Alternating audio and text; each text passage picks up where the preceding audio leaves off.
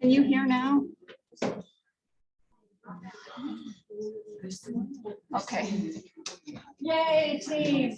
Come on, you two back there on the 5th row. Come back up. Got lots of spots here. It's Cynthia Nixon and fake staff Stufflebean. All right, let's see. Who did I not notice was here? Shania here yet? No. John is here. Is Ford is here yet? No. Al's here. Megan here? No. No. Beck is online. Anna I saw. Kelsey I saw. Colby. Not. I saw Kayla. Cheyenne.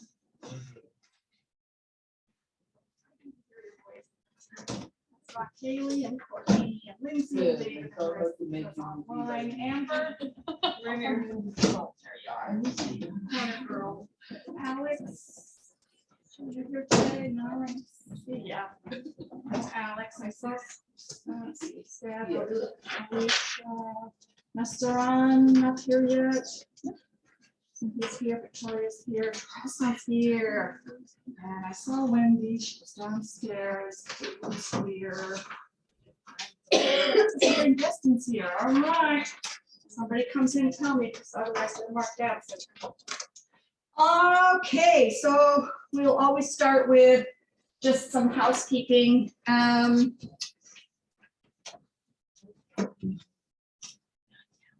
The math quiz, I put it in an announcement, but the math quiz on Thursday, make sure you have your computer because I already put it online. But so you'll need your computer, but we'll do it in class because you do it in pairs. And it's okay to use the computer or the calculator on your phone or the calculator on your computer or whatever. It's just easier to grade it and less paper. Save a tree, save the planet. So if you see someone who doesn't usually bring their computer, let them know they will need it. And then when I gave you the test rundown, did you see that in the announcements? There's like 4 questions on this and 3 questions on that. Right, look at it. And so there's 10 questions in total on the autonomic nervous system, which is the chapters 18, 19, 20, and 21. And that's huge. 10 questions is 20% of the grade. And it's so I put a link that I really like that reviews the autonomic nervous system. It's just on week 5 down under activities. And I think it says autonomic nervous system video or something like that. It's one that I like. And if you could please be familiar with the autonomic nervous system, the basics of it before Thursday, it'll make learning the drugs faster. If you have a basic recollection, you don't have to have it in super detail, but you do need to know, what the sympathetic nervous system is and the parasympathetic, and what are the targets in the sympathetic nervous system, and what are the targets in the parasympathetic nervous, and what does stimulation do, and what does blocking do, because that's the key to all the drugs. If you know what each of those do, which is what you should learn, and you learn a drug as an alpha-1 adrenergic blocker, you will say, okay, alpha-1 does this, so if we're blocking it, this is what it means. It's logical, it's just a lot to kind of put in your head and then hold inside until the exam. But doing it is a good idea. Anybody have any problems accessing the quiz or getting the regular quiz number 2? Any questions about anything? Anything? It says it's quiz 3 this week and the math quiz. Yes. Yeah, and so I have to create one and it'll be posted, that'll be due on Sunday. Oh, Yeah. Thank you. Yeah. I have to make them up, so it takes a minute. All right. Today, in order to review chapter 16 on psychotherapeutics, we're playing bingo. So I've got bingo cards, and bingo, they're all different. And showed you how you do it. You're gonna need to come up and get yourself a bingo card and a handful of small bingo chips. There was some fancy bingo cards. Come on, you need your bingo cards. Yeah. All bingo cards are different, so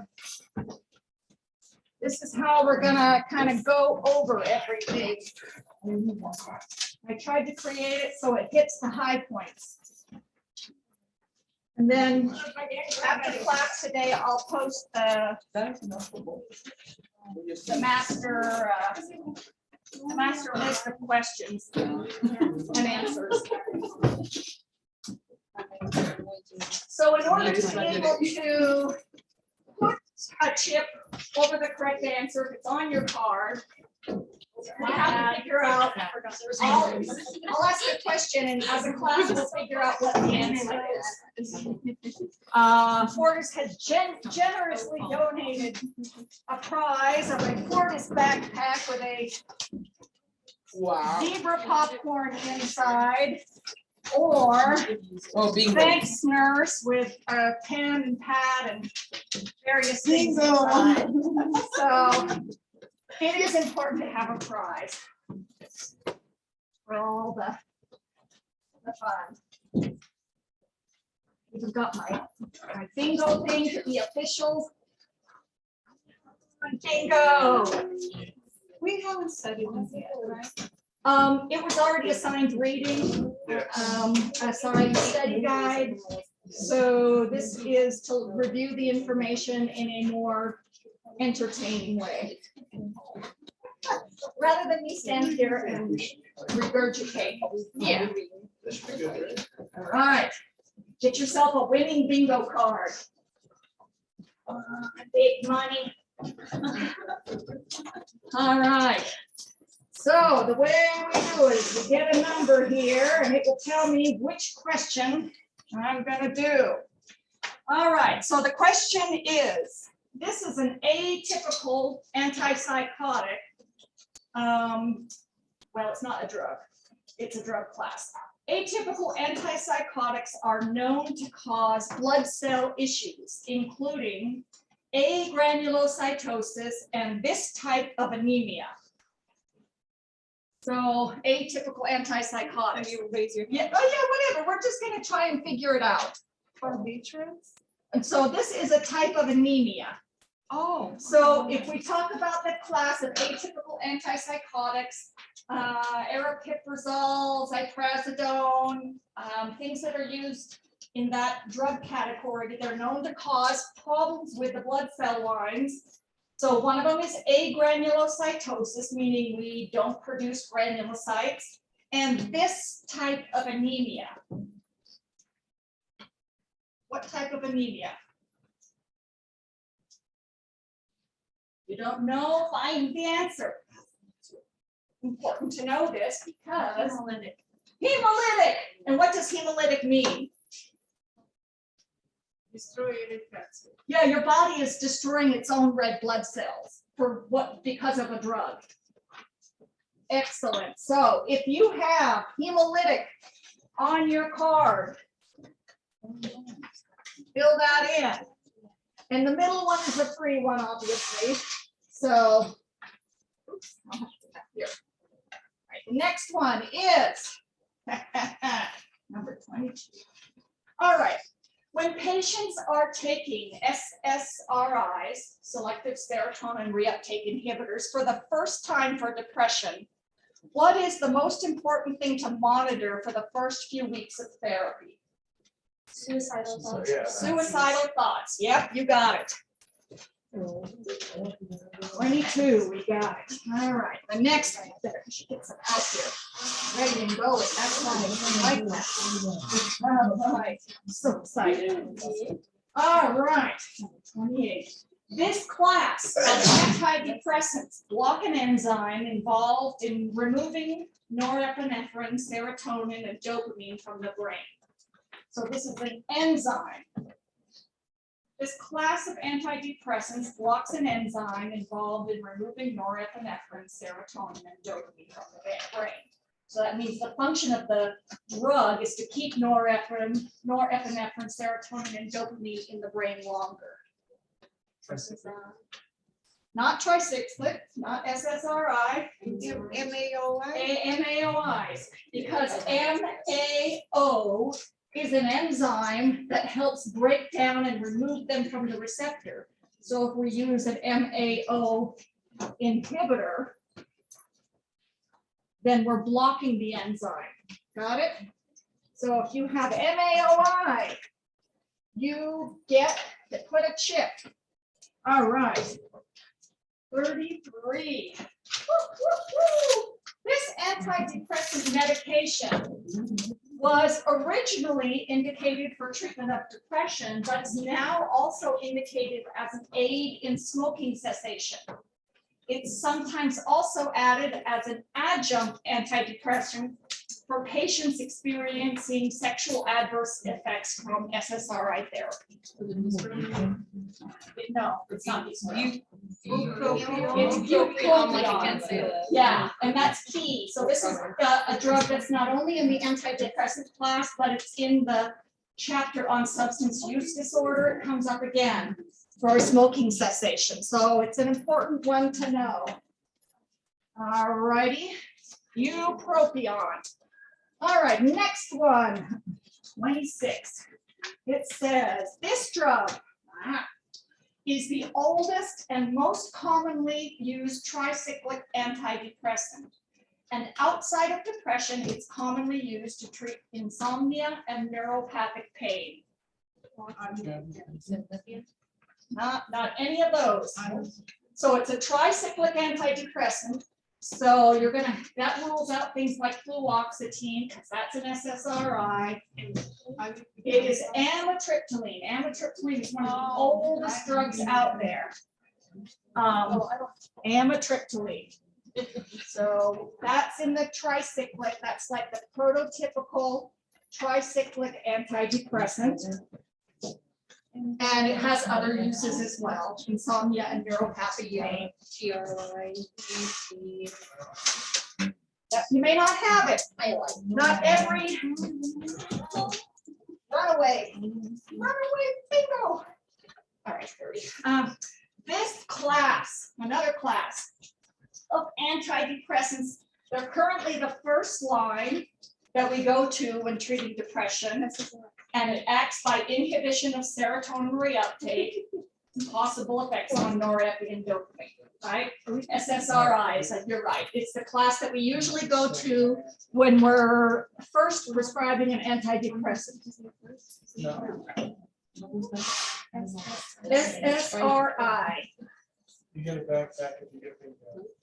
Oh, just for you, I asked for donations from the office for bingo prizes. I couldn't let you down. Thank you, I appreciate that. All right, this SSRI, so this is a drug, is taken at bedtime due to its sedative properties. And sometimes it's an SSRI, Seroquel is an antipsychotic. This SSRI is taken at bedtime due to its sedative properties. So sometimes we use it for the symptom of depression, for sleep. It also tends to cause an increased appetite and is sometimes used for that symptom as well.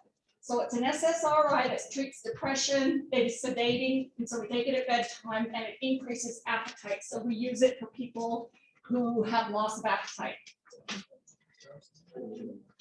Lithium, no. No.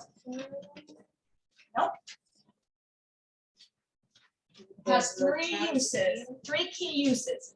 It's mirtazapine. Mirtazapine is an antidepressant with an appetite stimulation and a sedating property. And we use them in little old ladies who have the dwindles and are having cognitive decline related depression, and they have no appetite because their spouse died and they can't sleep because they have to get up and pee all the time. So it's a really good one in that class. Little old lady med. Way back there. All right, number 13. Let's see. This type of psychotherapeutic drug has side effects of insulin resistance, weight gain, serum lipid levels increasing, and metabolic syndrome, which can lead to drug-induced diabetes. It's a psychotherapeutic drug class. And it's notorious for these things, causing insulin resistance, weight gain, metabolic syndrome, elevated lipids. We use it for schizophrenia. What do we use? What class? Antipsychotics. Antipsychotics is the class. So antipsychotics, people who are on antipsychotics were monitoring lipids and blood sugar because of this issue.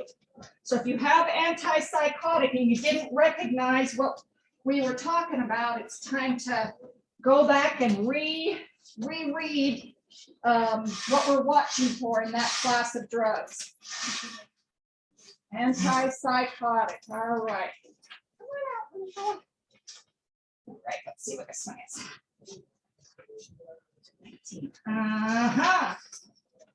This category of drug is used to treat bipolar disorder.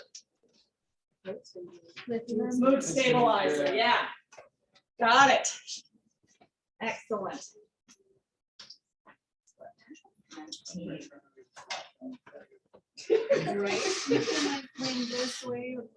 Any 5 in a row, up, down, or diagonally, you are a winner, chicken dinner. All right. This is one of the most commonly used SSRIs, but abrupt cessation can cause discontinuation syndrome, which includes flu-like symptoms, insomnia, nausea, imbalance, sensory disturbances, and hyperarousal. It also has a potential problem with, the potential for QT prolongation, which is an EKG change or an electrical activity change that can lead to a deadly arrhythmia called torsade. That's a whole lot of information. So the drug is an SSRI that's known to cause a discontinuation syndrome and has problems with potential for QT prolongation. You're just gonna keep saying that, aren't you? It is not the use drug. Sorry? Citalopram. It is citalopram. How do you spell that? C-I-T. A-L. Brand name, citalopram.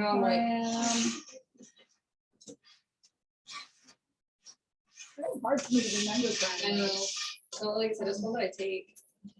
I only, there's just very few drugs. There are a couple drugs I learned this brand name, but there's very few.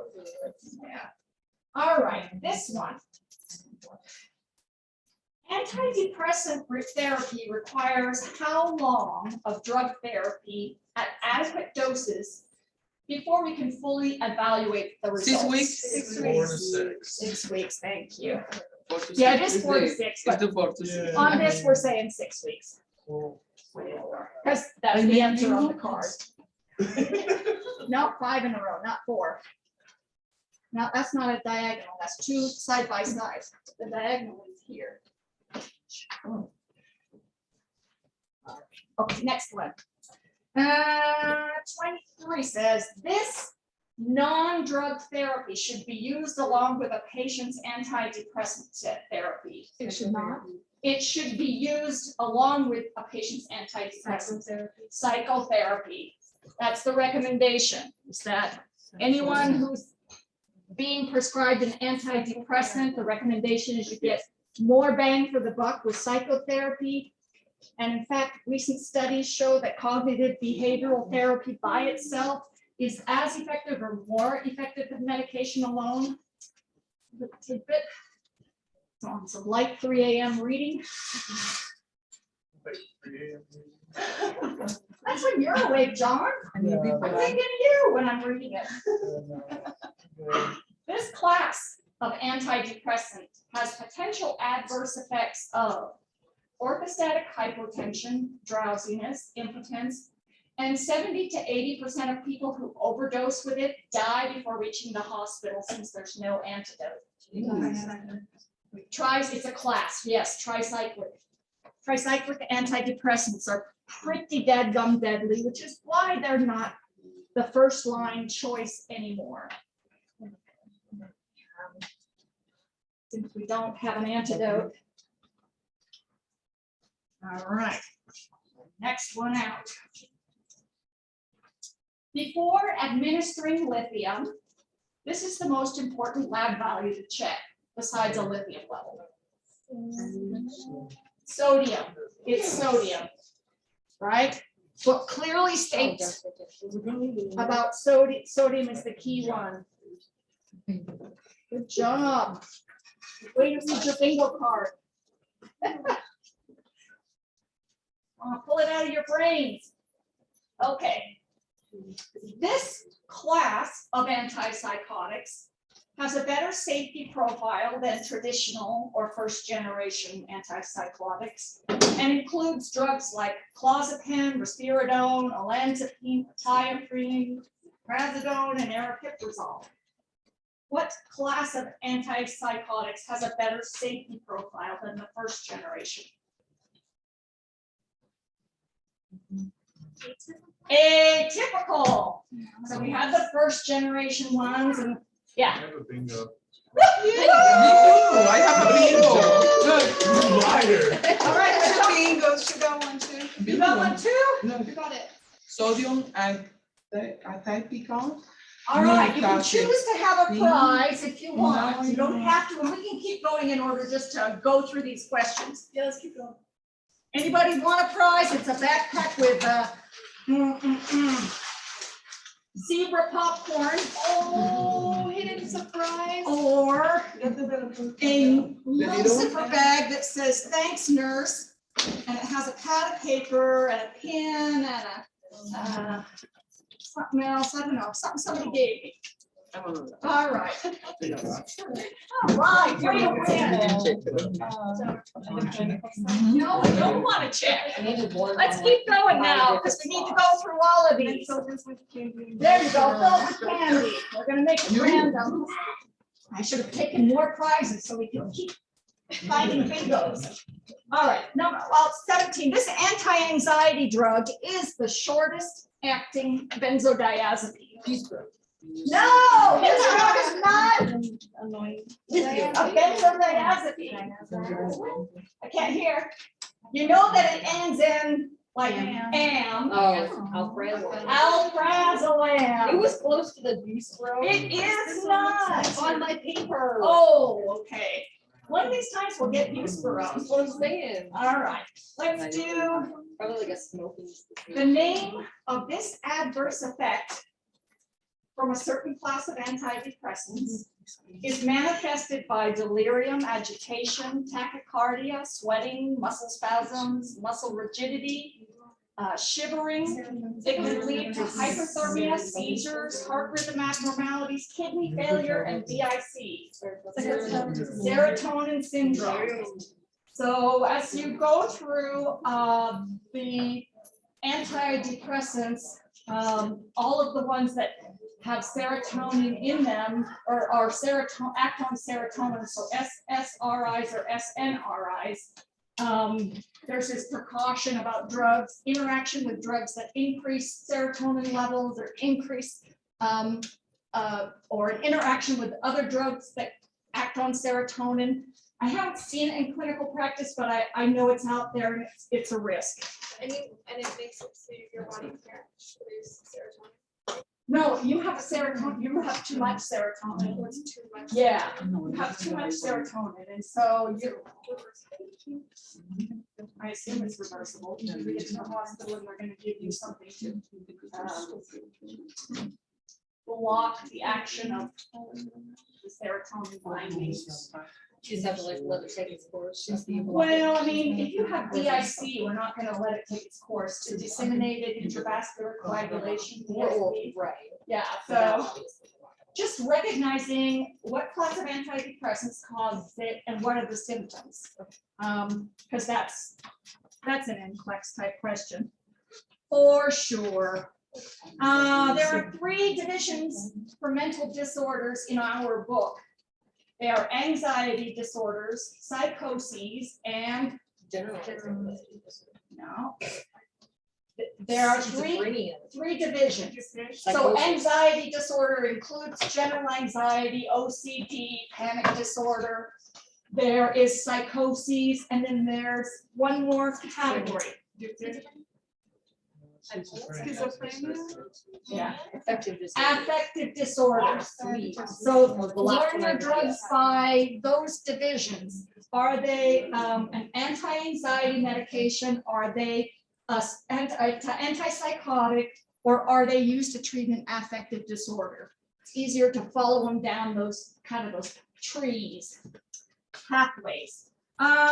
This potential life-threatening neurologic emergency is associated with the use of antipsychotics, and it's characterized by a high fever, 102 to 104, rigidity, mental status changes, autonomic instability that includes tachycardia, labile blood pressures, and profuse sweating. Which one?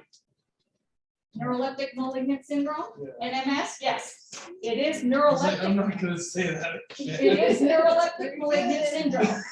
So there are few syndromes associated with the drugs in pharmacotherapeutics. So knowing the difference between serotonin syndrome and NMS, for some reason they'll throw one of them on exams because it's rare, but it can be life-threatening.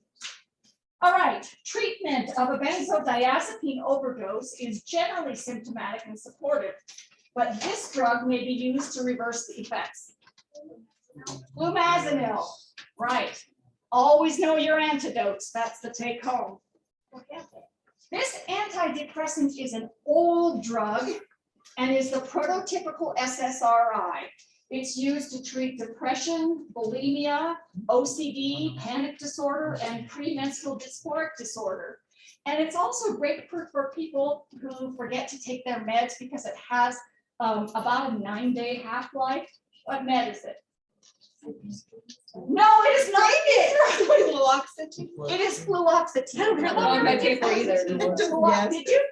I thought we already did it. Did we already do it? No, shoot. Fluoxetine. Fluoxetine is the generic name for Prozac. That's one of the oldest SSRI, probably the oldest SSRI out there. All right, let's do. I got a big go. Woo! Keep on going. I have to find you a prize. People who demonstrate swings from mania to depression are said to have this disorder. Bipolar, gotcha. This category of movement based symptoms, so it's a category of movement-based symptoms that are a potential side effect of antipsychotic drugs.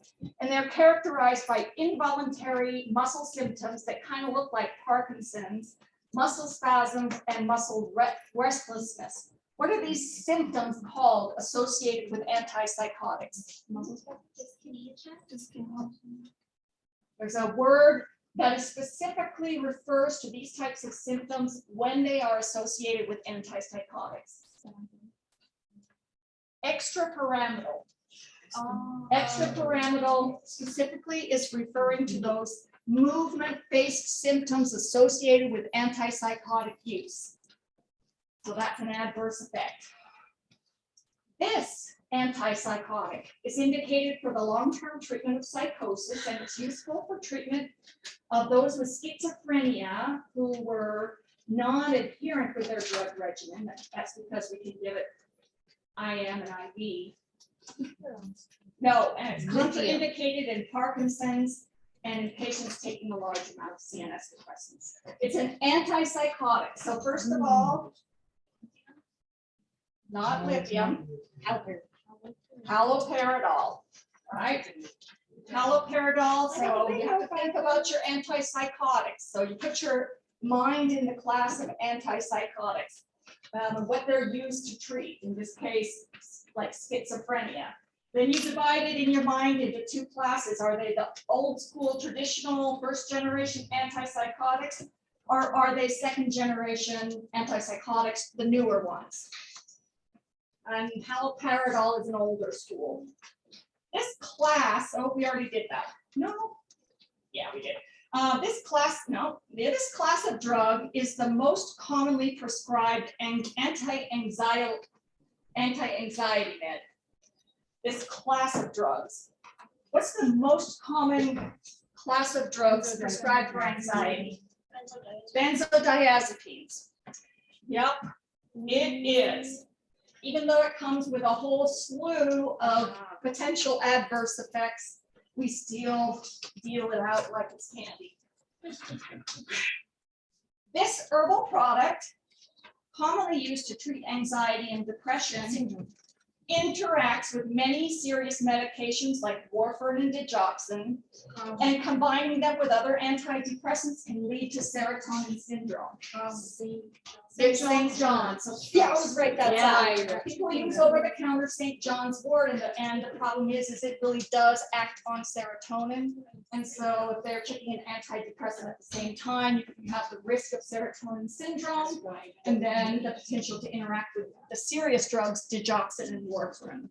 So there'll always be something about an herb will show up. Okay. So remember the antidepressant group that you read about called monoamine oxidase inhibitors, right? Monoamine oxidase is an enzyme. So the disadvantage, there's one class disadvantage to MAOIs that are that eating foods high in this chemical can cause a hypertensive crisis. It's tyramine, yep, the cheese effect, they call it. Aged cheese is one of the tyramine-containing foods.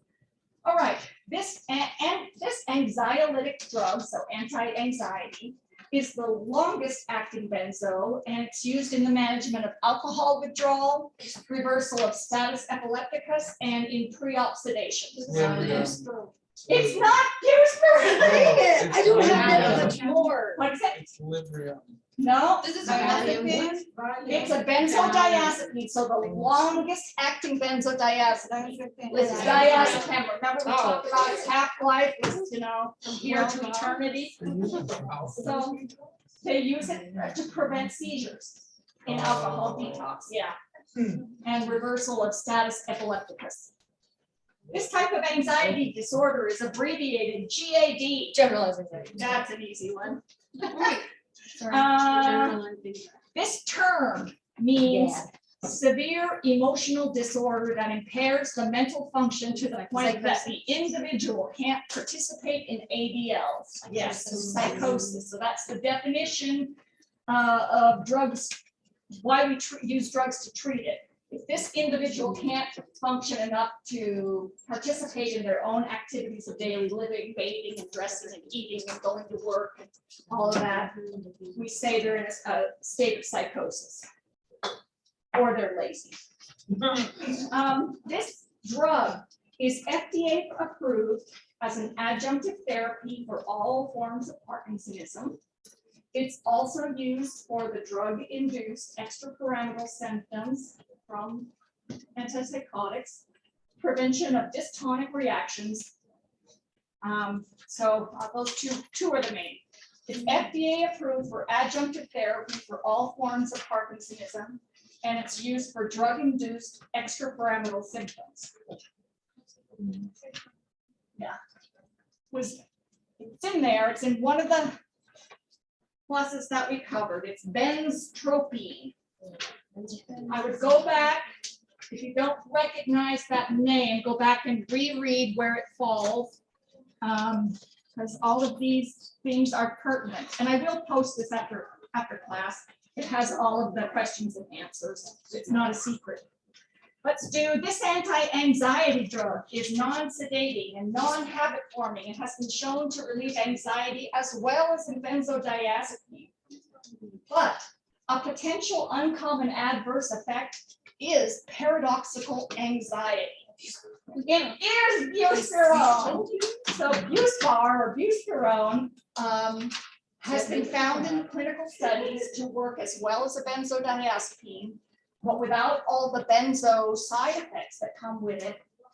But you have to be careful, in some people, they metabolize it differently and they actually get this paradoxical makes their or anxiety worse. unexpected, makes their anxiety worse. Every once in a while, you'll encounter somebody like that. You'll be like, what's going on? Let's give them a higher dose. And then you have to pull them off the ceiling. And you're like, oh, wait, I remember. Maybe this is a paradoxical reaction. All right, this is let's see, wait. Second generation antidepressants are highly protein bound, and they need a 2 to 5 week drug washout period before changing classes of antidepressants. Protein binding is important for people taking other highly bound protein medications like what? Thank you, warfarin and phenytoin, or there's lots of other ones, but I'm throwing out the ones out there that we've covered. So that's a nurse teaching thing, is that when you're changing from second generation antidepressants, there is a washout period in order to prevent serotonin syndrome. And it's highly protein bound. And so somebody's on warfarin and the drug is slowly coming out of the system. That means there are more binding sites for protein, which means the warfarin is more bound, which means there's less free floating warfarin, which means they are more likely to clot. See the theory on that? So the person who's prescribing warfarin needs to know if somebody's tapering off of a second generation antidepressant. That's the take home, because it will affect those protein binding. This type of psychosis disorder is characterized by positive symptoms, including hallucinations and delusions, as well as negative symptoms of apathy, social withdrawal, affect, schizophrenia. Yes, like before you even started the whole. That's right. She's like, I know this one. One of the oldest drugs used as a mood stabilizer, but it's used less now due to its narrow therapeutic range. It's adverse. Blackout! Woo! So the adverse effects include the potential for those from abnormal movements, cardiac arrhythmias, and seizures. So yeah, it does still get used, but it really is for people who take their medication reliably, take it on time, and don't have a lot of other meds they're taking that would interact. It's a good drug, but it has a lot of problems. What is the name? Lithium. Lithium. Yeah, antipsychotic or mood stabilizer, sorry, mood stabilizer. Especially good for, bipolar disorder and stuff like that. Mood stabilizer to help not have those swings. I think we have one more question. Nope, we did that one. That's it. Those are all the questions. Congratulations to our winner! Yes! Woo! So if you don't recognize the answers to those questions, then that's telling you there are areas where you need to focus your study time, whether it's flashcards, whether it's quizzing each other, whether it's doing more exercises in the book.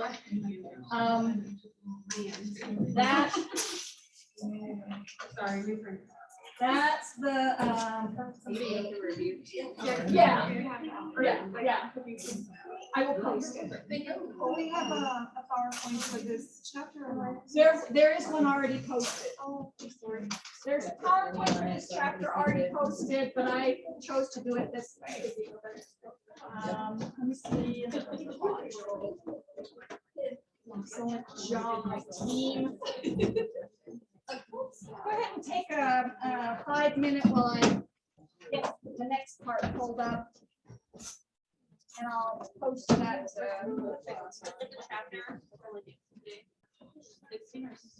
That was 16. Now we're talking about 17. And if we have time, we'll start into the sympathetic nervous system, or I have a feeling. What's going to be the exam? 10 to 21. Yeah. Do you mind if I make a copy? I'm going to post it. Do you want your papers? Okay. I don't care. I'm just going to post it. Want this moment. Let's see what I call that. I called it. Bingo answers or something stupid like that.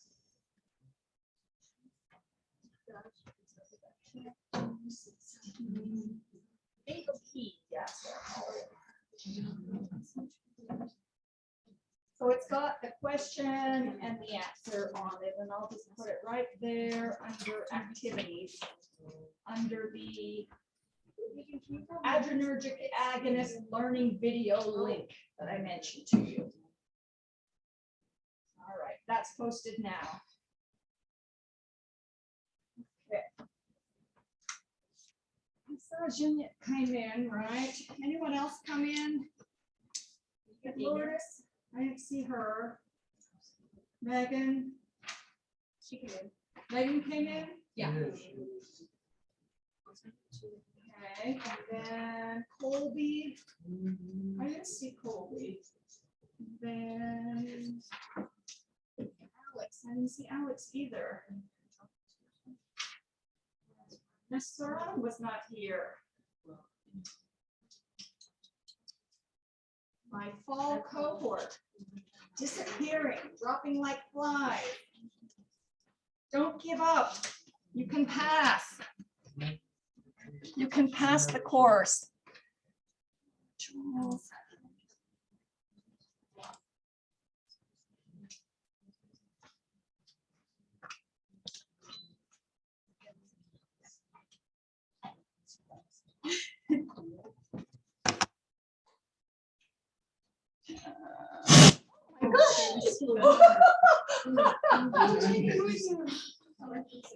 That was good. Got me.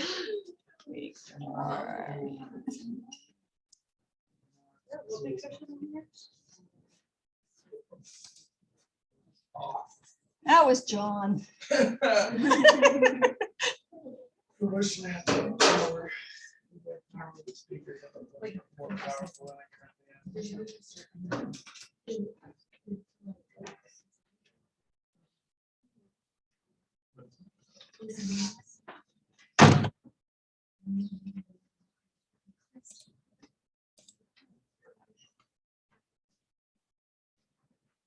Should have brought a prize for blackout. That was the most important one. I had a better prize. Oh, You did. did. For next one. Yeah. Next game I come up with. What it will be. See, we've done Jeopardy. We've done Bingo. We've done the one with the buzzer or button. Question and answer. No, figure out what's next.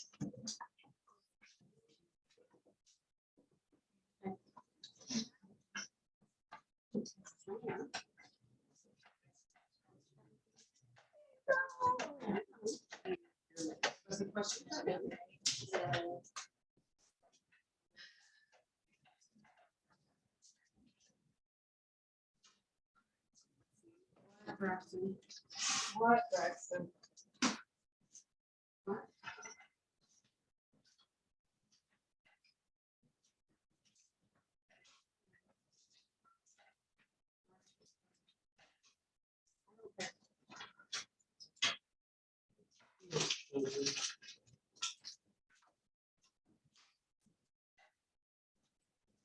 Keeps done? Done. No. No, there's no little Johns running around. I've got a 9 and 10-year-old. No. Good. I'm good. I'm great, actually. I'm living my life. You're living your best life. The bachelor, like 24. I'm great. That seems kind of small.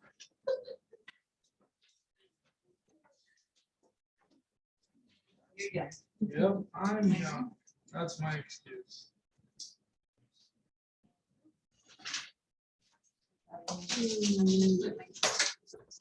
Young?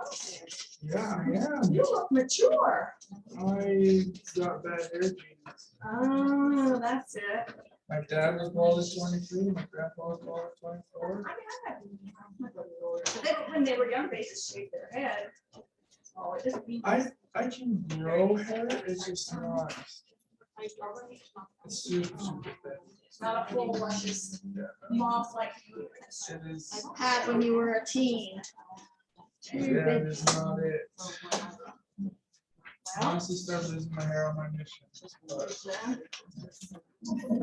What? It's the drug used for hair regrowth. I can't. I can't remember. I know my brother uses, but it's not the actual drug. He uses keeps. Keeps. Like this company. Does it actually keep? I mean, his hair's gotten better. So, yeah. You're vain enough, you can keep too. I look better bald. Yeah. Thanks. You have one, I don't want to do that.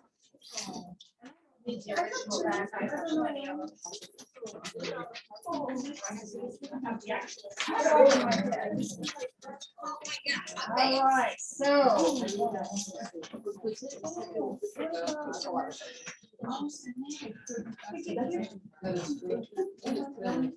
We can do that.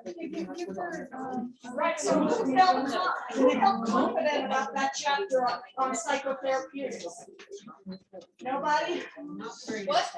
Say, who felt confident about that chapter? No, I did not, but I On was. psychotherapy. You were waiting for abuse here, I know. This is only because I'm taking a lot of those meds, because I have a lot of those. So Anxiety, I depression, think that bipolar. it may not be in all the list, but those questions are a lot of key concepts that are, obviously we didn't name all the main drugs, but just knowing the drug classes, SSRIs, tricyclics, MAOIs, or antidepressants, knowing psychotics and, antipsychotics and atypical antipsychotics, and knowing mood stabilizers, especially lithium, what's the therapeutic lab range, you should know that. Any drug that has a therapeutic index is fair game for a question. All right. Oh, and I did get access to, for the exam, to pick and choose from available options for certain questions. So I tried to make it the best exam I could. I can't make up my own questions. I can't pull questions from another source. In some areas, they gave me a couple of options. So I may not love all of them, but I think I chose the best ones that are the most straightforward. Not trying to trick you, just see if you know the information and can apply it.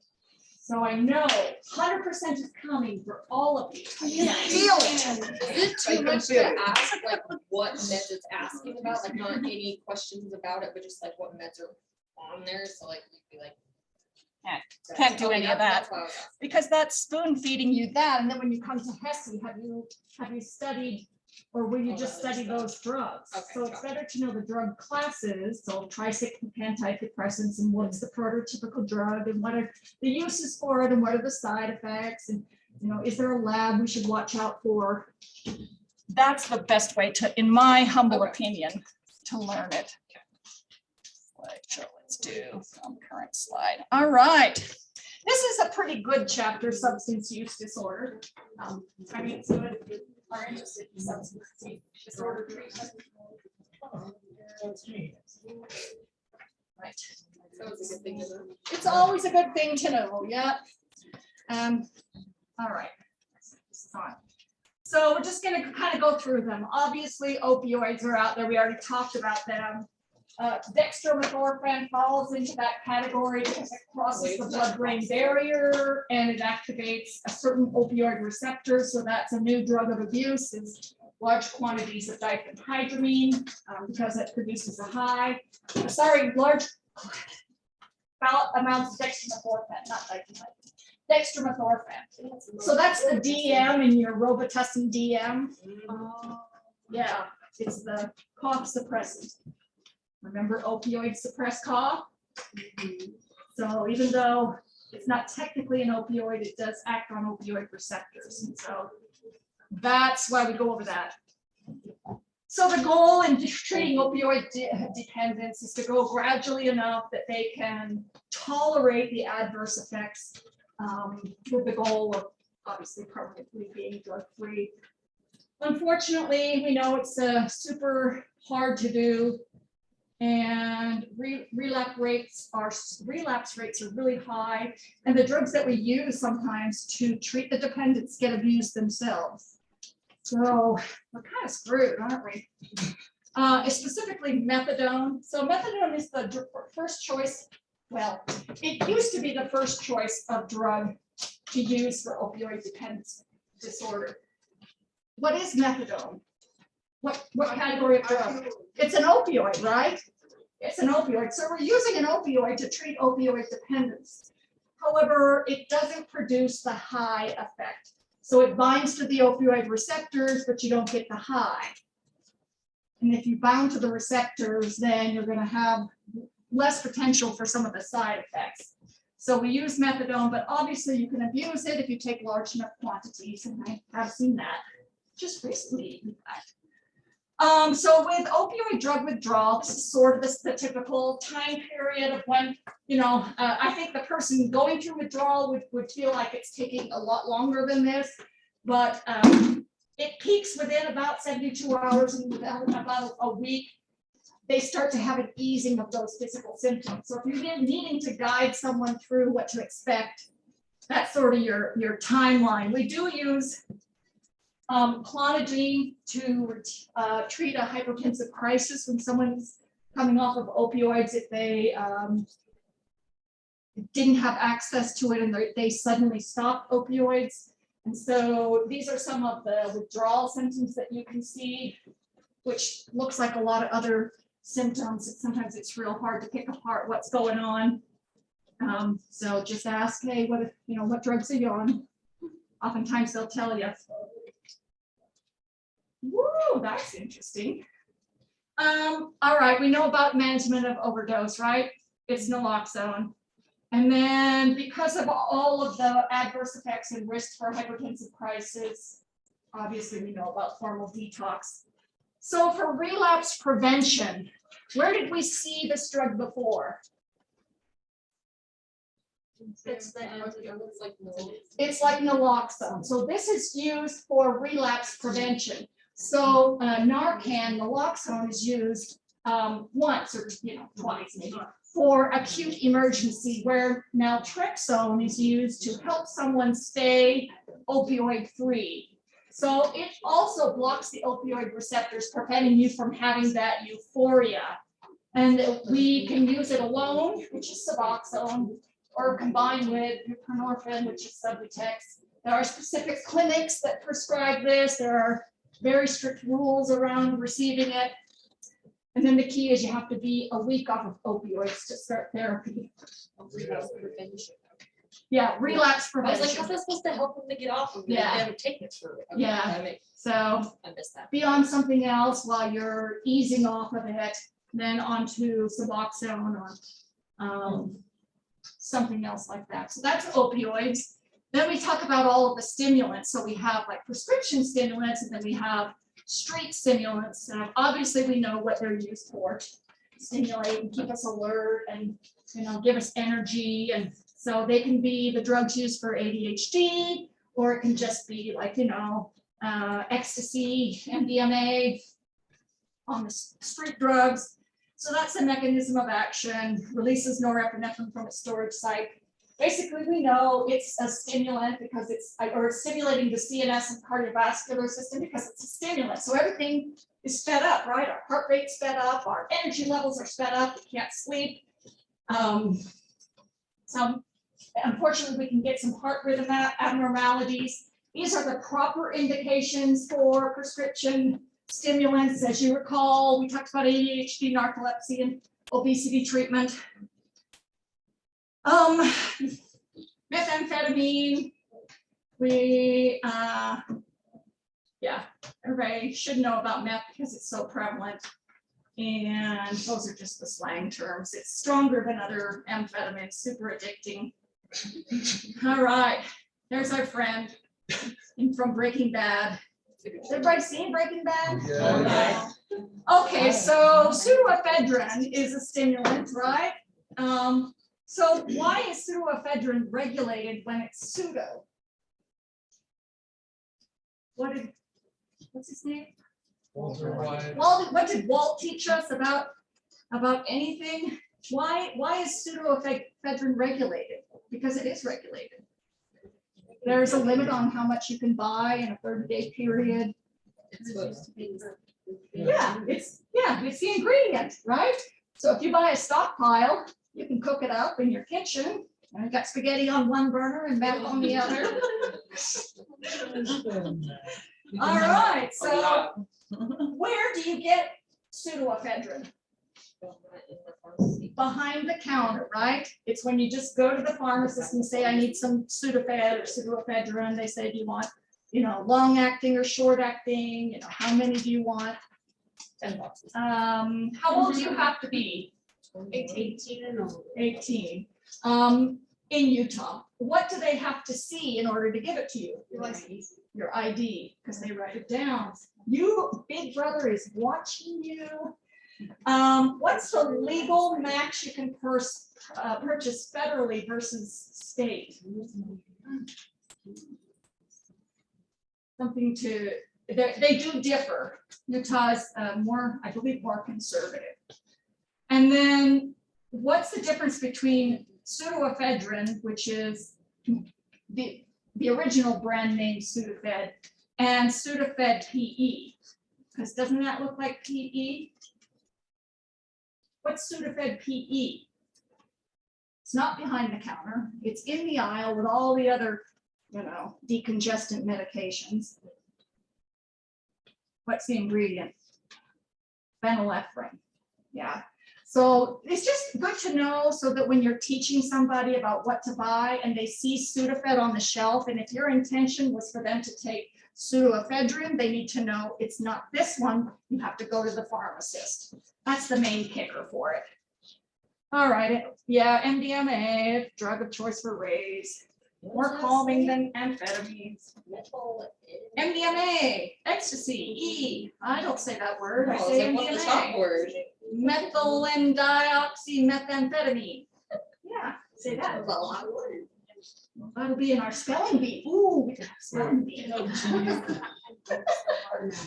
And then cocaine obviously is another one of the stimulants. So these are some of the street stimulants we go over. Look at the long list of adverse effects from stimulants. I mean, just like depressants like benzodiazepines and barbiturates, anytime you're acting on the central nervous system, you're prone to have a boatload, that's the word, a boatload of cardiovascular adverse effects. So all of these are, everything is in there, all of this. These look super fun to take. Yeah, doesn't it? Doesn't it make you want to have some? So why do people die then? Why do people die from taking too much? Other than combining it with, a drug cocktail and wash it down with Jack Daniels.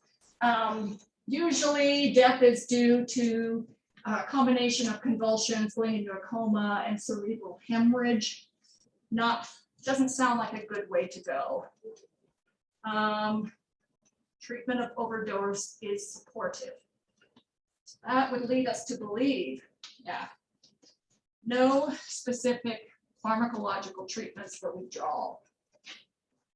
Too bad, so sad. You come in with coma, we're going to treat you with, what do your labs look like? Do you have a high ammonia? Do you have electrolyte?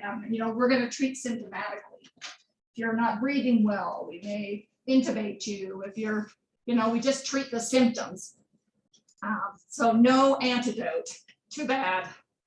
And then we talked about these depressants. What do we use? What gets abused most? I would say alcohol is the number one. Marijuana is up there and climbing. And we've already talked about benzos and barbiturates. We know all the adverse effects of the benzos and barbiturates because we talked about them. Being a depressant of the central nervous system, you can reduce what might be an adverse effect. If we're slowing everything down. Chronic respiratory symptoms from marijuana smokers, memory and attention deficit problems, chronic depressive and amotivational syndrome. Yeah, those are long-term, or sorry, those are adverse effects from chronic marijuana smokers. And then how do we treat? We already talked about benzos. We know the antidote, right?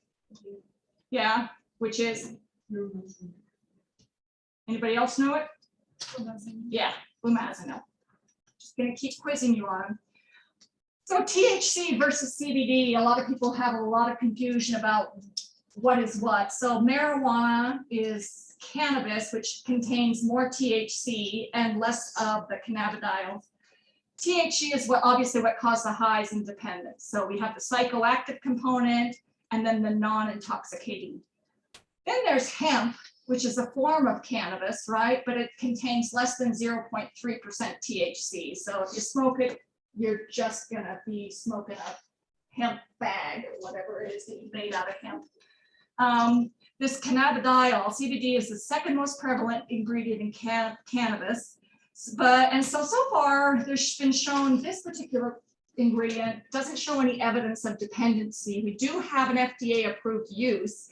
It's in an oral solution for 2 types of epilepsy. That's supposed to say 5, not 6. It's a typo. It's an imaginary schedule. It used to be a Schedule 1 drug because marijuana is still listed as a Schedule 1 drug, and CBD is a component of marijuana. But now this particular drug that's supposed to be just CBD has an approved use. And then many we know there are CBD shops on corners, and who knows what's in it. I did a little clinical review. The Mayo Clinic says obviously there's unreliability in the purity and dosage in the products available. Recent study of 84 CBD products bought online, greater than 25% contained less CBD than labeled, and 18 contained THC above the allowed amount. So over-the-counter stuff, herbals, you never know what you're gonna get. It's a crapshoot. Obviously, alcohol, widely available. It's known by its chemical abbreviation, ETOH, and so they'll often use that in hospital lingo, EMS lingo, ETOH. So some of the effects that we don't think about: impairing respiratory function, vasodilating. There is a biphasic effect on blood pressure. So there's a decrease in blood pressure for about 12 hours, and then there's a rebound and an increase in blood pressure after that can last up to 24 hours. So it's kind of a funky drug, but we know it's a CNS depressant, so that's to be expected. So you should know some of the effects of chronic alcohol use. Obviously malnutrition, because people drink instead of eating. You're full, you feel full with a large volume of, you drink an 18-pack of beer, you're kind of full. You don't want to eat anything. And then you have malabsorption of vitamins, especially B vitamins. And these two psychoses are fair game for exams. For some reason, they love them. Wernicke's encephalopathy and Korsakoff psychosis. It is an long-term alcohol-induced vitamin deficiency that's causing a psychosis. And then there's another one with nicotinic acid. You can have seizures, we know that you can have cardiomyopathy on a chemical level. It's not just from the heart pushing against a fibrotic liver. It's of course, the body's more complicated than that. So you can get sort of that thick, inflexible heart muscle, which is not what you want. And then alcoholic hepatitis progressing to cirrhosis, which can progress to liver cancer.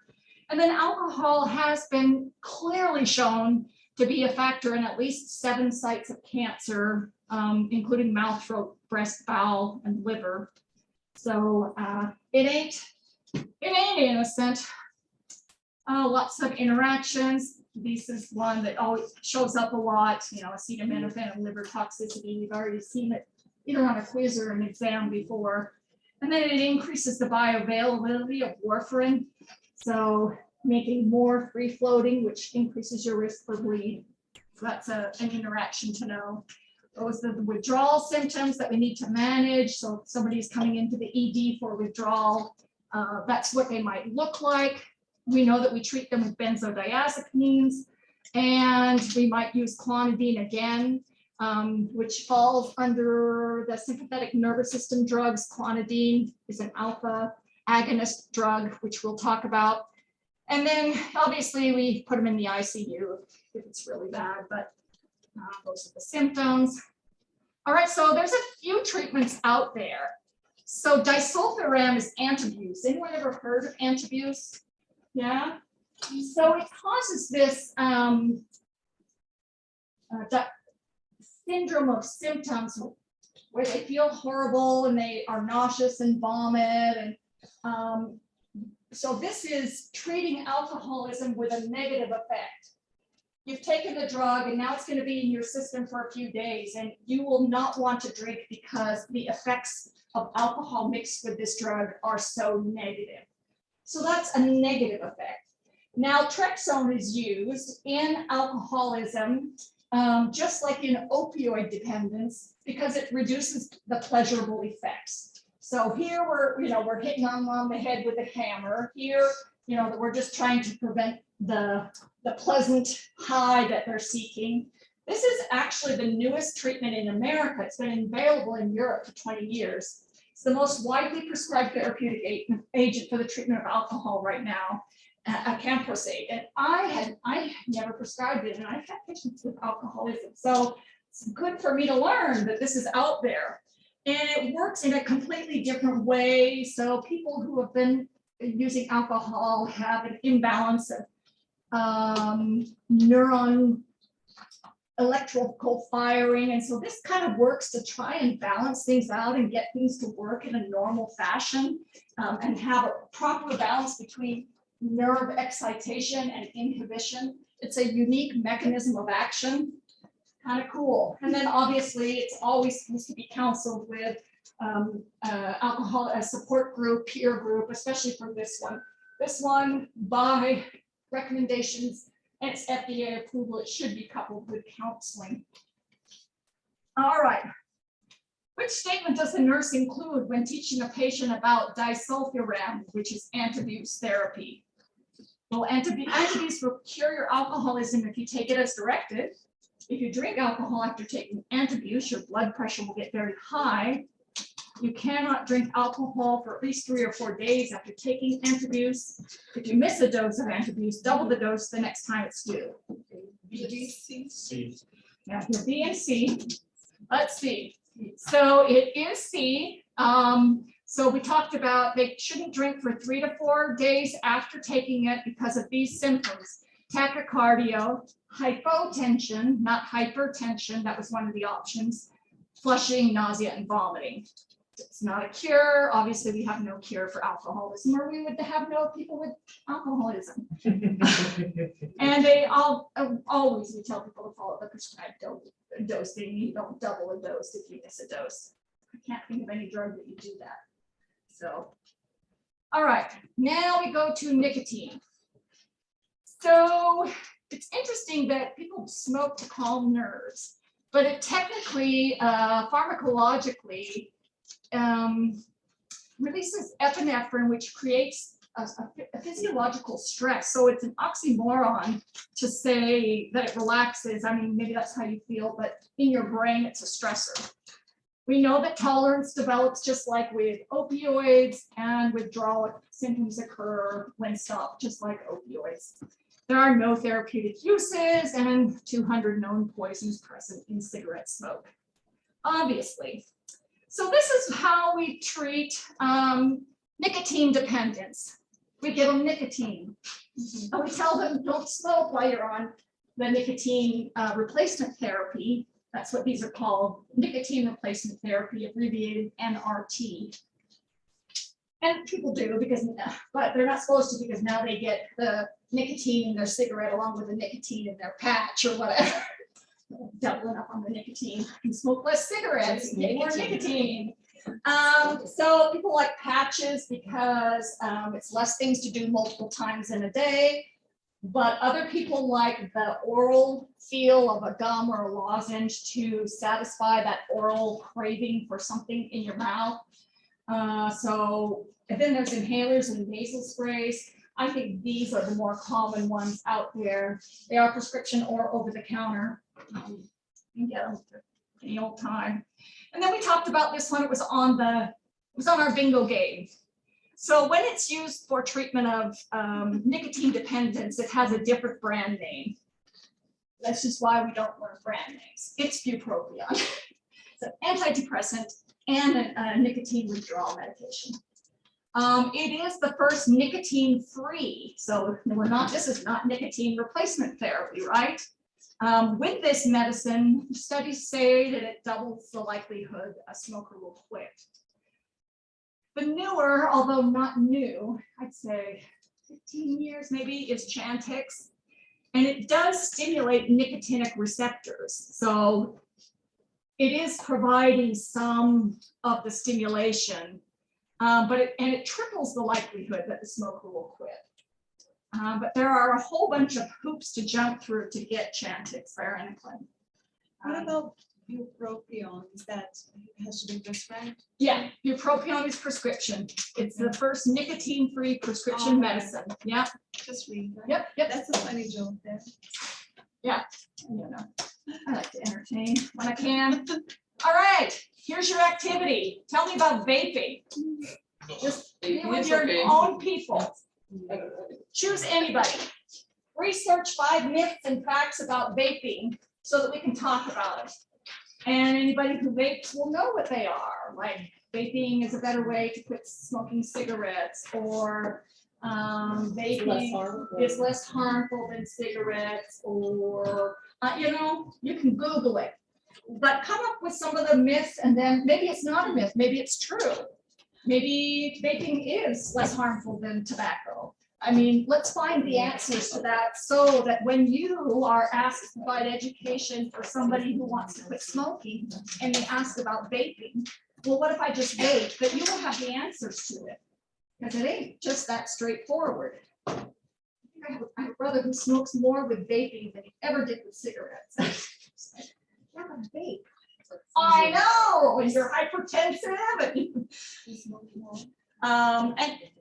tell us where you got the information from. We want to make sure it's a reliable source. I'm not like APA or anything, but just like, is this from the National Institutes of Health, or is this from the vape manufacturer, which maybe is not the most reliable source, or somebody's blog. What are the health issues unique to vaping? What are the similarities with cigarette use? Just kind of general overview about vaping so we can have an intelligent discussion. I don't expect you to know this, but I expect you to be able to find the information. So let me give you 5 to 10 minutes to kind of come up with some myths and facts. And you can just sit with your tables or whatever and just come up with some together. Be a friend, make a friend today. Don't be shy. Everybody needs a new friend. And then we'll just talk about it and see if we can identify if it's true or false and why. Vaping, the latest, greatest.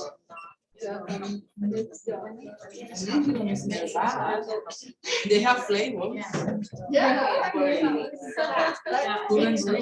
This is the point to start, huh?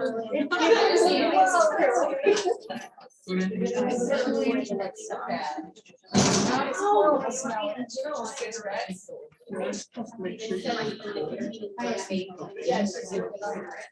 Thank you. You betcha. I'll send this link out. This when I get home.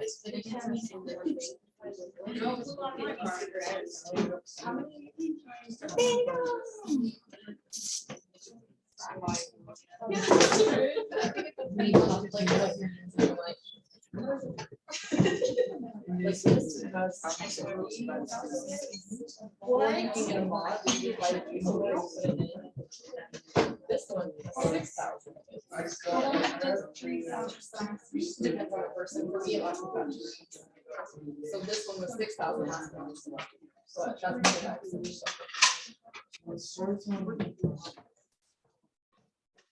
Sorry harder with their vapors out there. People who vape. We're gonna talk about it.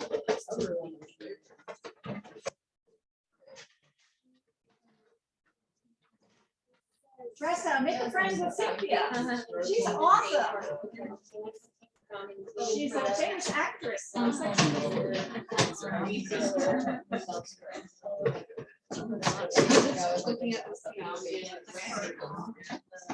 Oh, that's a good reliable source. I like that. Oh, sorry, found in same products, no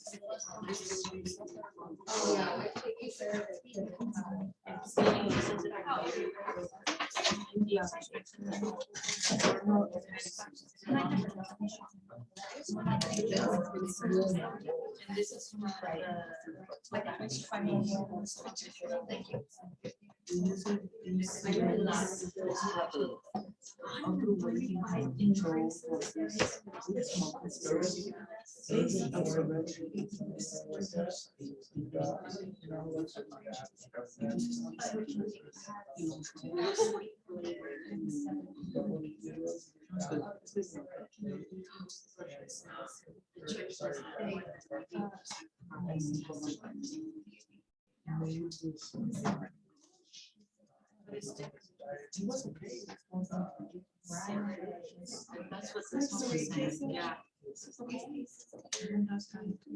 I know, but I remember when I first. You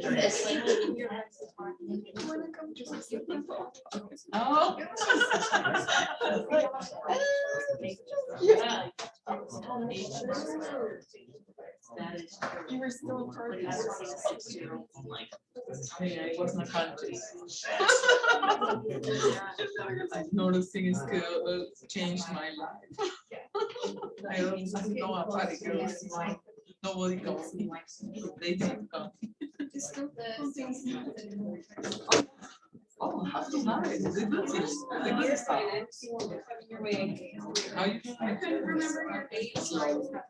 No, you're fine.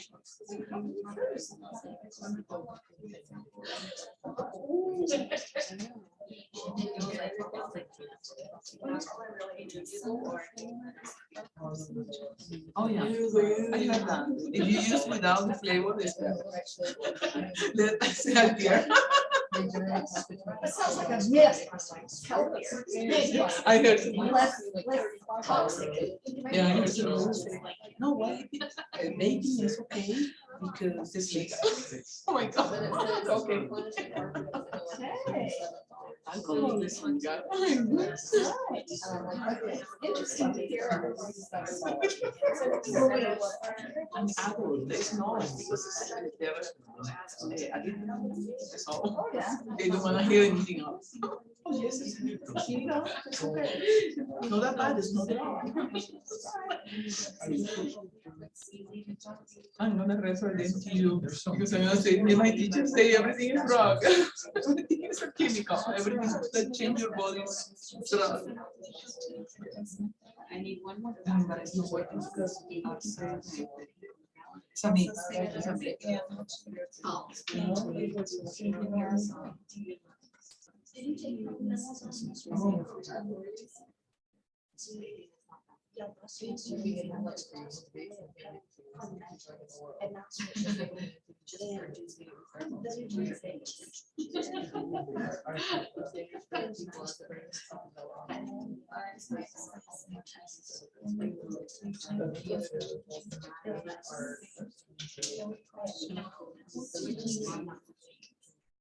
Oh, people are like,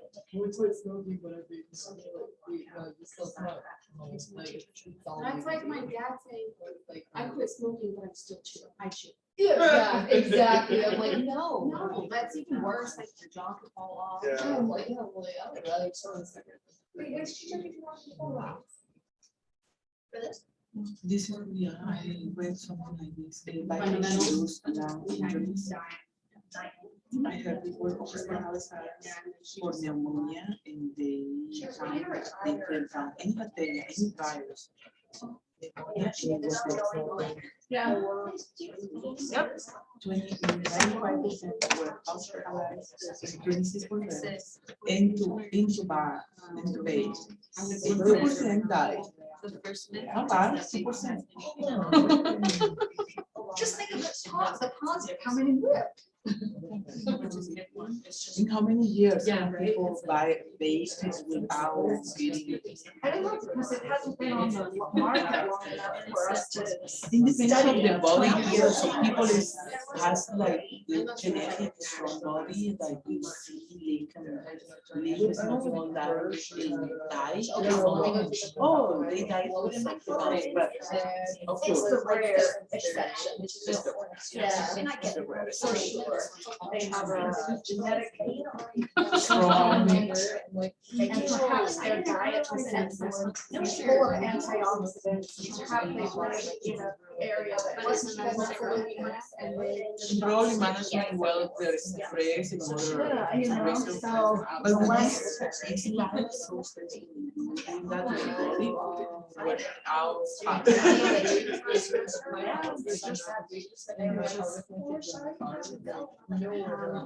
Building small hits on this DNA that may eventually turn on a gene. So it's just kind of how the genetics, some of the genetics of cancer. And it's a matter of all the components, it's a matter of how stressful is your life, how healthy it is, and how to genetic, but it's gonna happen. Okay.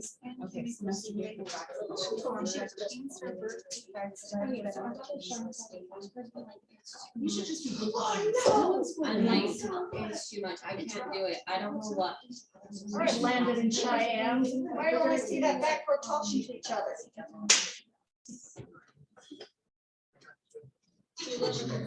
Come on, make friends, Cheyenne. Landon's super friendly. Oh, you're already friends. Oh, Oh, I have no idea. I don't know. excellent.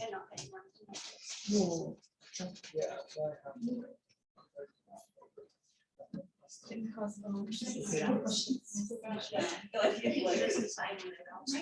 think that sounds a little. I try to get some. Yeah, definitely. When people get those, they blame everything. Oh, yeah. I got 2 cameras. Oh. Thank you so much. Oh.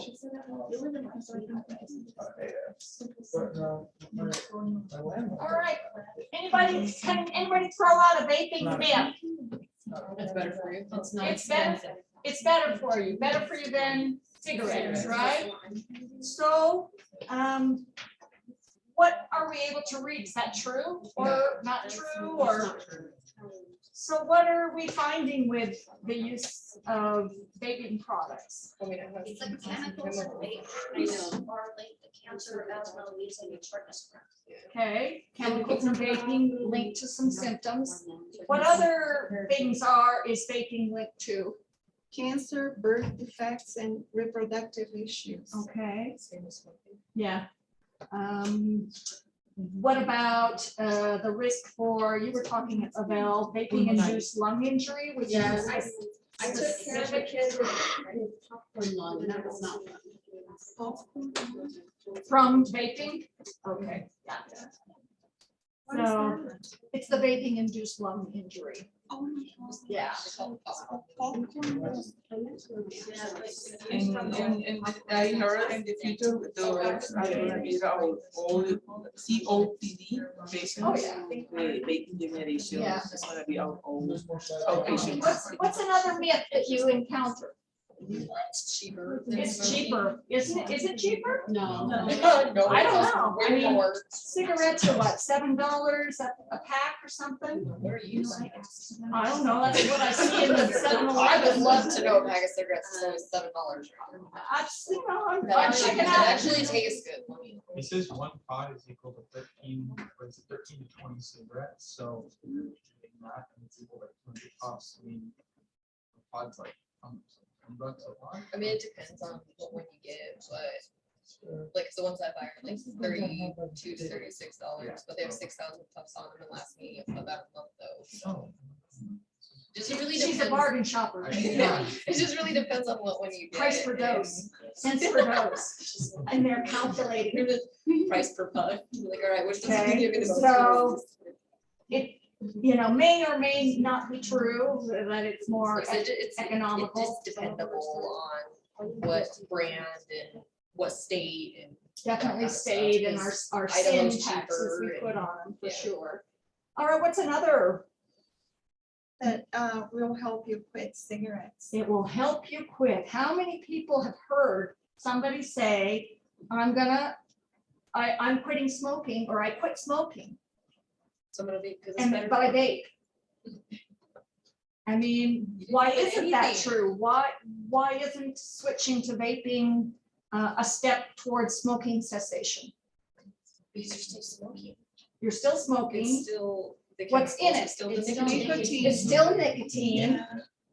right? And then you could potentially have more nicotine in the vape juice than you do with cigarette. Right. Because you It's can so put nicotine in your juice and make it put a higher extra nicotine nicotine level. in, yeah, and it's so inconspicuous to just puff on a puff of vape as opposed to lighting a cigarette, that you are more likely to take multiple puffs rather than, waiting for Yeah, that just the entire one cigarette cigarette to burn and all of that. All So you right, always have cigarettes. so it's not the gateway to smoking cessation. What do we know about flavors? Tastes so much better. Flavors for vapes. Any issues with flavors? What do flavors taste like? It's more like the carcinogenic. Some of the flavorings themselves have been found to be carcinogenic. Yeah, I did read that they're comparable to like, what is it, exhaust fumes from the car. Nice, so just put your vape down there by your exhaust and fill it up. I mean, my son already stands Right, underneath and the then- car when I turn it on. And then there's the idea of flavorings being marketed to your younger Yeah, that's what population. I was just saying. It makes That's it what we- more That's what we were likable for talking children. about, like you don't see the elderly smoking or vaping. Right, The it's your high elderly school and kids or junior high or elementary, whatever age they're starting at now. Because it's flavored, It makes it easier to hide because you don't smell like a cigarette. So you exactly. can lie about it and be like, I don't vape, I don't smoke. Yeah. you do. Yeah. Fire is no like French toast. Let's be honest It smells like French toast. here. They say, You just ruined my plan. oh, I was trying to look for something to get high in somebody. yeah, you're in the air freshener. Huh? You are, honestly, making not aware. What about, vaping isn't addictive? Yeah, it is. It's the nicotine in it. And So other I have stuffs. heard people say vaping isn't addictive, it's just vapor. It's just vapor. harmless. It's like I'm getting water vapors or something. That's a myth too. Yeah, be like, no, go It's stand just water. by a humidifier and then say you're just Yeah. smoking water vapor. I often wonder if people don't know what's in the product they're consuming, because the term vape, right? You think of Vicks Vapor Rub and your vaporizer and all of that really is like humidification and, Vapor Rub has menthol in it or eucalyptus or whatever, so it's gotta be something innocent, right? It's just vapors. So you will in your career be having these discussions with people who don't want to believe a dang thing you're saying. But it's good to have the information, because if someone ever does ask you a question, either you know the answer or you know how to quickly look for the answer and, open an open-ended discussion about, what's your goal really? Is your goal smoking cessation? If that's your goal, then, let's discuss some of the ways that are proven to improve your chances that you will quit smoking, and it's not vaping. Excellent. I love that one. I learned some new things today, or that time.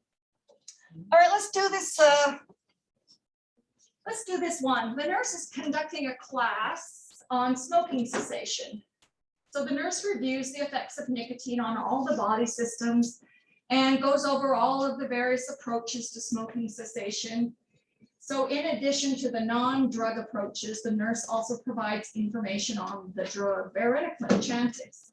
How does Chantix assist with smoking cessation? What's the way that it works to in smoking cessation? It antagonizes the nicotine receptors. Right. So it's acting on nicotinic receptors, where the nicotine likes to sit and stimulate. And this is the summary, right? It reduces the pleasurable effects, but preferably that it's acting on nicotinic receptors. And there it is. Yeah, that's the. Oh, nice. That was weird. One of the participant remarks that there have been reports of patients who are taking Chantix exhibiting unusual behavior. These are case reports. That picture makes more sense. I've heard it gives people nightmares too. So how does the nurse respond to this concern? Yeah, so you've got to have read in your book about Chantix. So it is a rare, in rare instances, it's probably less likely to happen than somnambulation or sleepwalking with zolpidem. How we talked about that rare adverse effect. This is probably even less likely to happen. Where people get agitated or depressed and just unusual behaviors. They're not psychotic per se, but they just act out characters. Obviously, it's important to understand that these can happen. There is a black box warning because of this on it.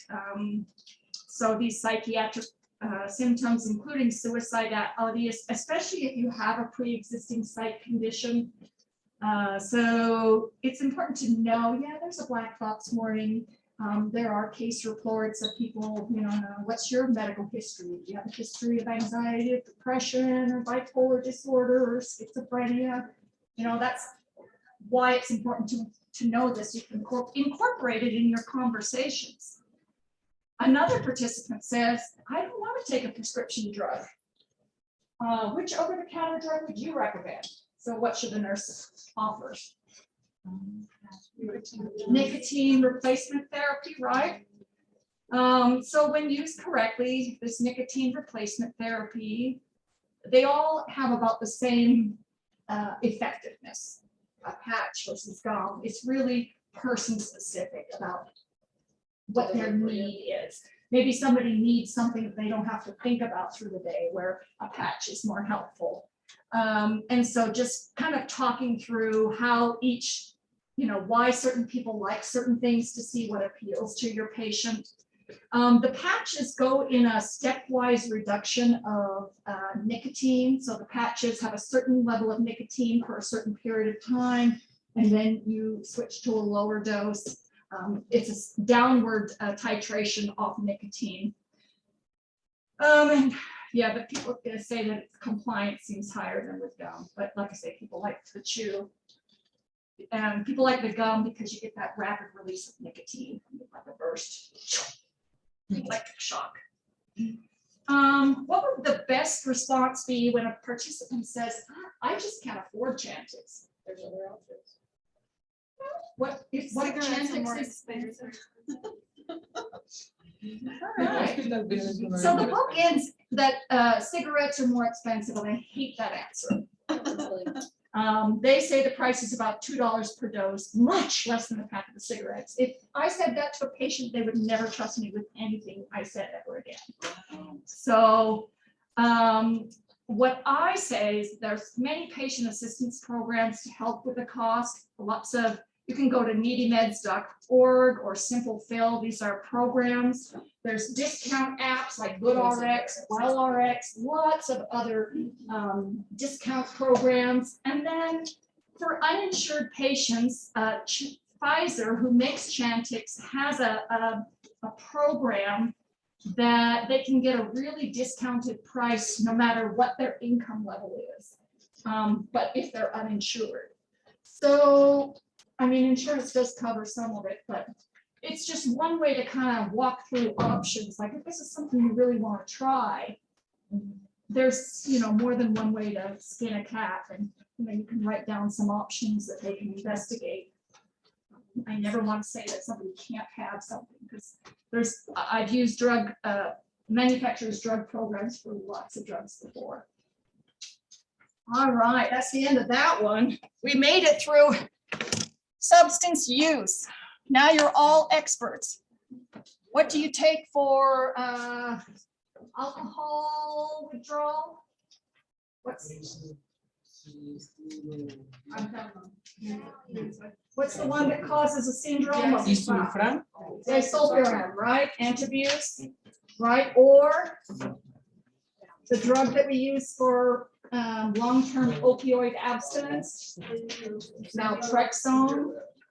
Okay, what do we use for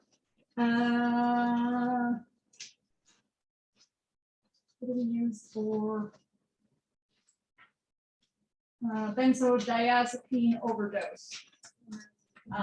Beat it into your head. So try and go over, those ones are pretty straightforward, and there are some on the exam. I've listed how many questions come from this chapter, but there's something from every chapter.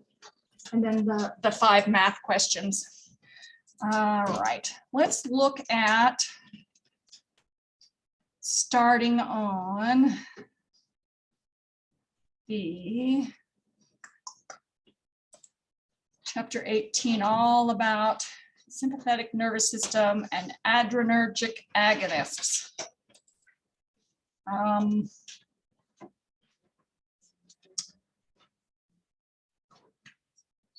Pull this one up.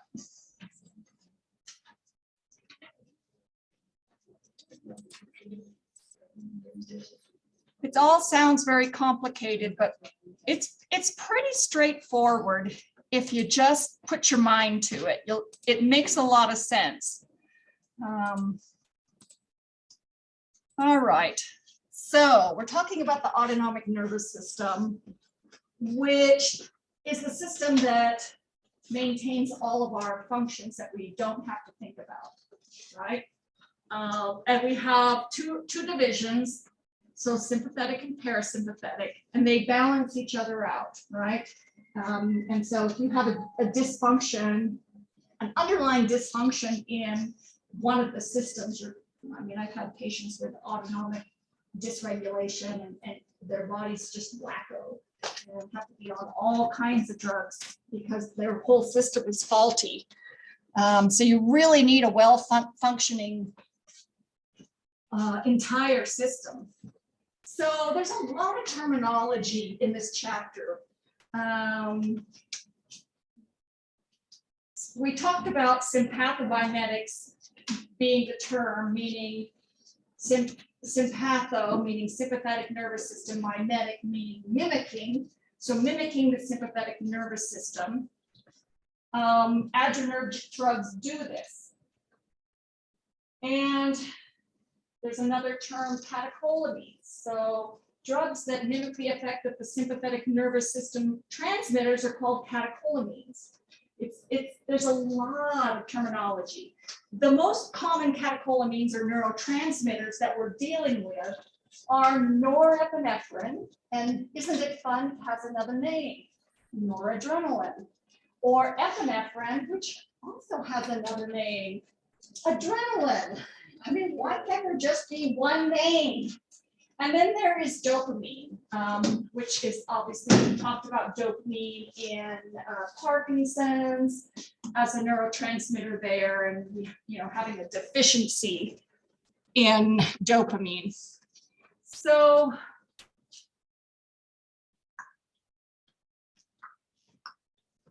right, be that way. Oh, it's taking a break. Now I'm gonna go like 16 slides ahead. Don't be that way. All right. It's really struggling. I hear you yawning, John. Stop it. That was not me. It was me. Oh my gosh. I apologize for falsely accusing you. But it is usually. I'll be honest. It is. Oh my gosh, where is it? Did it go? It closed itself. Download. Sorry, guys. System malfunction.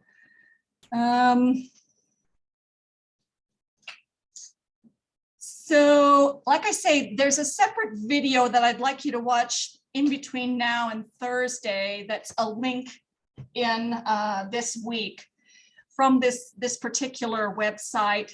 He does some great simplification. I don't know why it's not. There we go. And I'm not going to worry too much about direct and indirect acting agents. Let me see about this one. Slideshow from current slide. So this is a pretty busy slide. And when you watch the video, it will make more sense because he goes step by step. So this is the sympathetic division. And this is the parasympathetic. Right now, we're talking about sympathetic, this particular chapter 18. And so we have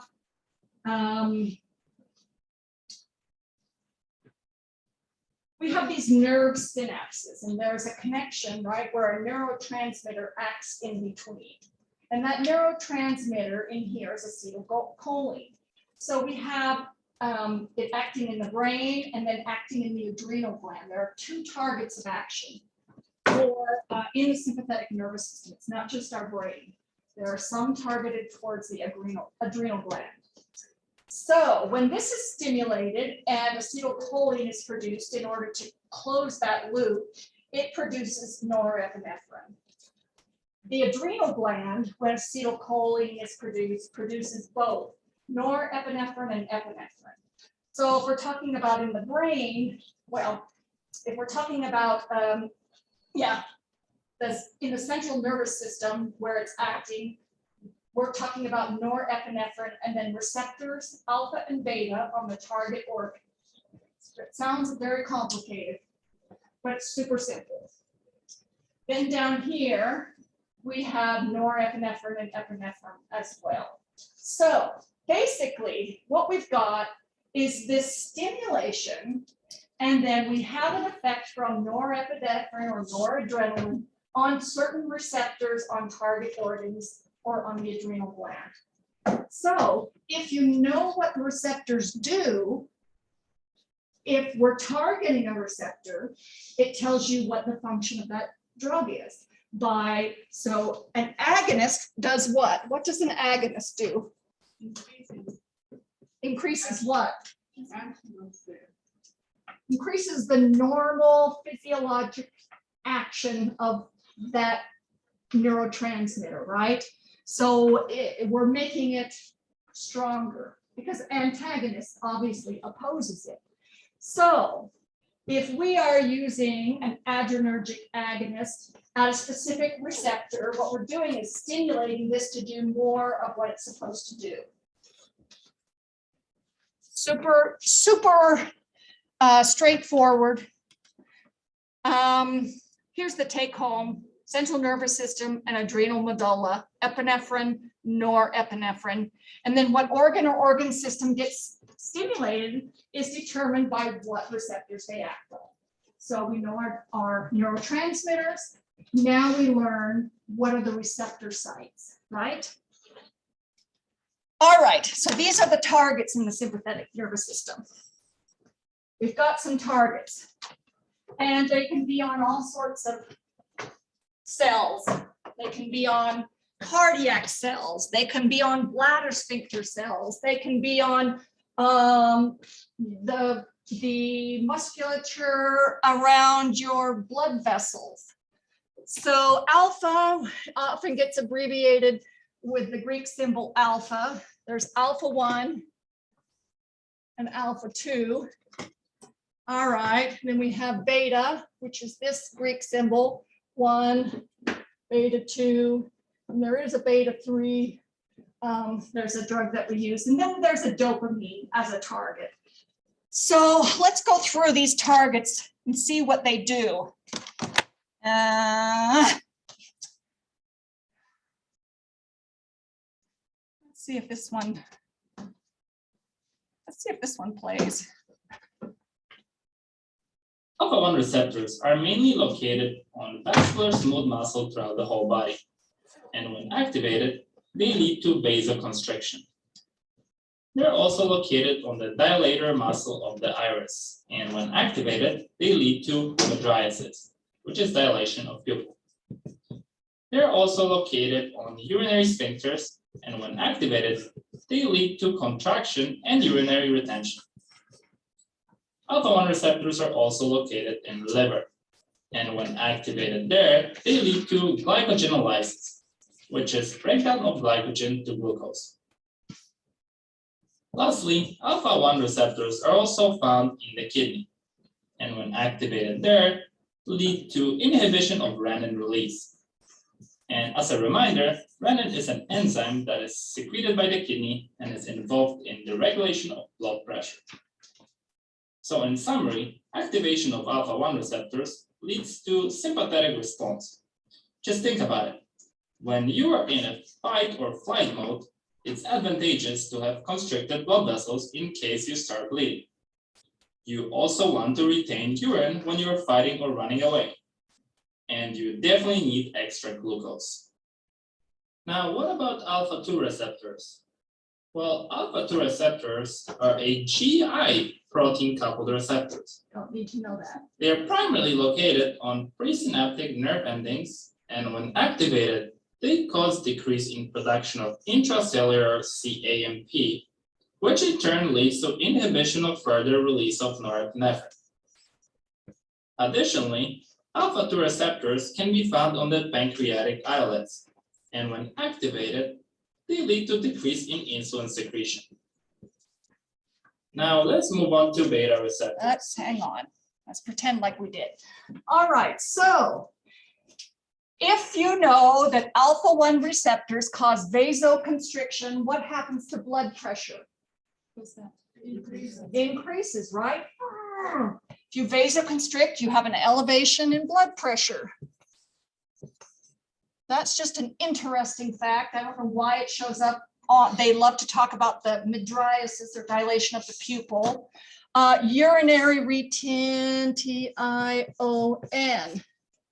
So that could be a desired effect if someone is having an issue with being able to maintain urinary continence, but it can be an adverse effect if you're not able to empty it, right? And so increasing blood glucose may be good, but it may also be bad, and you may become hyperglycemic as an inpatient, or need extra blood glucose lowering medication.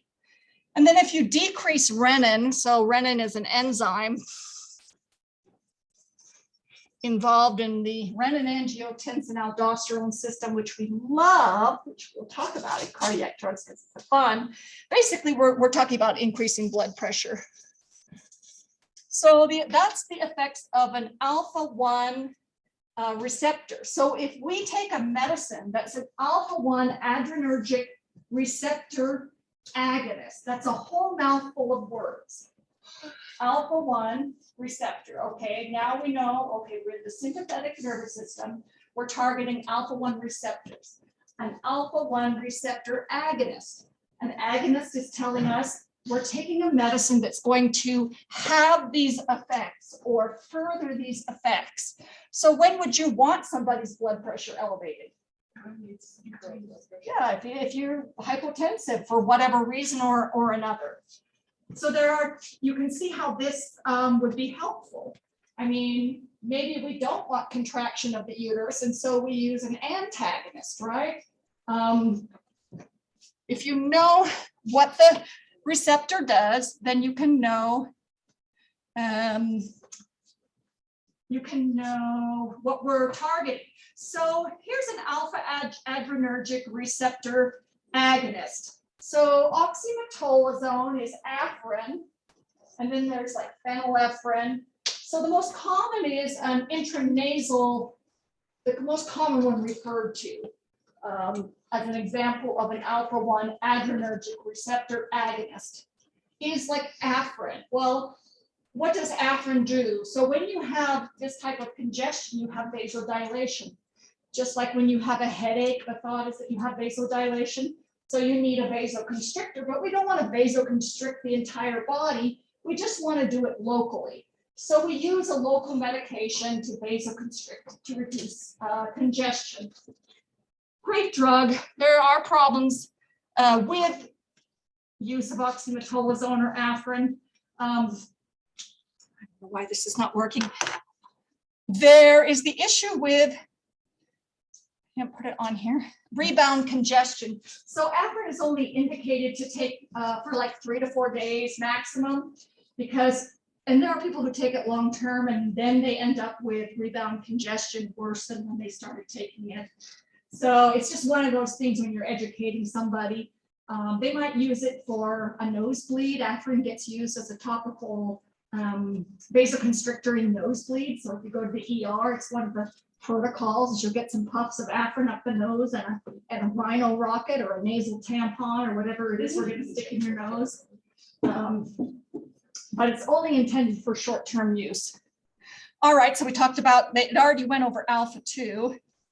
Let's see, come on. It's really malfunctioning. So effects of alpha-2. So alpha-2 is decreasing the effects of norepinephrine, where here we were stimulating the effects of norepinephrine. So here we have, it's a negative feedback loop for the alpha-1 stimulation. And so a drug that's an alpha-2 adrenergic agonist is like clonidine, which is used for a hypertensive crisis. So if an alpha-1 vasoconstricts and we know alpha-2 is blocking the release of norepinephrine or blocking the action, then it's a blood pressure lowering drug. This was a blood pressure raising. This was a blood pressure lowering. It also causes centrally induced sedation. So alpha-2 drugs have a place in anesthesia. This is specifically clonidine. Clonidine is known to mediate pain at the level of the spinal cord. So clonidine gets used as a spinal epidural. And then clonidine is used in ADHD. And then there are some antidepressants that are alpha-2 receptor agonists, such as mirtazapine. So there's a few drugs that fall under this alpha-2 stimulation. And if you learn what it does, which is going to be contrary to what the alpha-1 does, if we are doing an agonist, then we're increasing the activity of this drug, or increasing the activity of this neurotransmitter. Let's see. Sorry, this thing is really malfunctioning. Let's look at beta-1. Come on. Seriously. So annoying. Now, let's start with beta-1 receptors. Beta-1 receptors are mainly located on the heart, and when activated, they lead to increased heart rate, increased cardiac contractility, and increased AV node conduction. Beta-1 receptors are also located on the juxtaglomerular cells in the kidney, and when activated there, they lead to increased renin release, which results in increase in blood pressure. Now, let's start with beta-1 receptors. Beta-1 receptors are mainly located on the heart, and when It's going activated, over it they again. lead to All right. increased heart rate. So beta-1 receptors, mainly located on the heart. Gosh darn it, this thing is really giving me grief. All right. So beta-1 receptors are located mostly on the heart muscle, the AV node and the SA node. And so it increases heart rate, which is called a positive chronotropic effect. These are terms you have to know. So chrono, it automatically makes you think of time. That's the root Greek or Latin word for time. So we're talking about how much time it takes for the heart to beat. So these drugs, as agonists, speed up the heart rate. They increase the force of contraction, which is called a positive inotropic effect. So some drugs are inotropes. We use them like pressors in order to raise blood pressure. And then some of them increase the conduction or the electrical signal going through the AV node. This is called a positive dromotropic effect. So there's chronotropic, inotropic, and dromotropic. Let's see if I listed some drugs that are. Come on, you piece. All right. Did I not list any drugs? I don't think I have the right version of this here. Oh, no, I don't want that. Don't do it. Don't do it. Let's do beta-2. Come on, because beta-2 is a fun one. It is. And when activated, they lead to bronchodilation. So beta-2 are on the They're lung. also located on the vascular smooth muscle and the arteries of skeletal muscle. And when activated, they lead to relaxation of blood vessels, or in other words, vasodilation. They're also located on smooth muscle in the GI tract and uterus. And when activated there, they lead to smooth muscle relaxation, which in GI results in decreased motility. And in the uterus, it can cause inhibition of labor. Lastly, beta-2 receptors can be found in pancreas. And when activated there, they lead to increase in insulin secretion. And now, before we move on, let's not forget about beta-3 receptors.